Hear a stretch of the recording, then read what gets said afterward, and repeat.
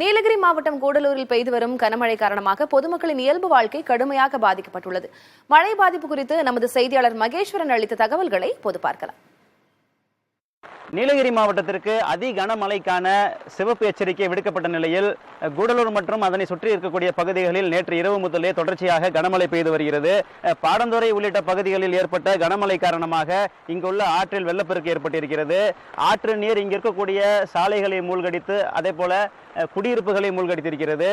சாலையில் தண்ணீர் முட்டி அளவிற்கு தேங்கி இருப்பதால் மக்களுடைய இயல்பு வாழ்க்கை பெரிதாக பாதிக்கப்பட்டிருக்கிறது.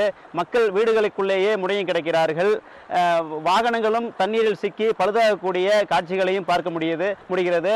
மக்களும் சாலையை கடக்க முடியாமல் இந்த பகுதியில் நிற்கக்கூடிய காட்சிகளையும் பார்க்க முடியுது. அதே போல மாயார் ஆற்றில் ஏற்பட்ட வெள்ளப்பெருக்கு காரணமாக இரண்டாவது நாளாக அங்கும் வெள்ளப்பெருக்கு ஏற்பட்டு தெப்பக்காட்டு பகுதியில் உள்ள தரைப்பாலம் தண்ணீரில் மூழ்கி இருக்கிறது. இதன் காரணமாக கூடலூர் மசனகுடி இடையே இரண்டாவது நாளாக போக்குவரத்து பாதிக்கப்பட்டிருக்கிறது.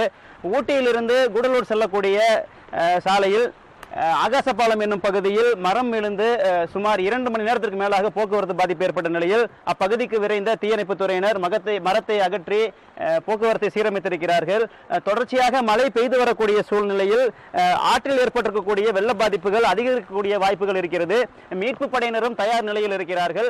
மக்களையும் பாதுகாப்பாக இருக்க வேண்டும் என அதிகாரிகள் கேட்டுக்கொண்டிருக்கிறார்கள். மழை தொடர்வதால் மக்களும் ஒரு அச்சமான சூழலில் இருப்பதை காண முடிகிறது. புதிய தலைமுறைக்காக நீலகிரி மாவட்டம் கூடலூரிலிருந்து மகேஸ்வரன்.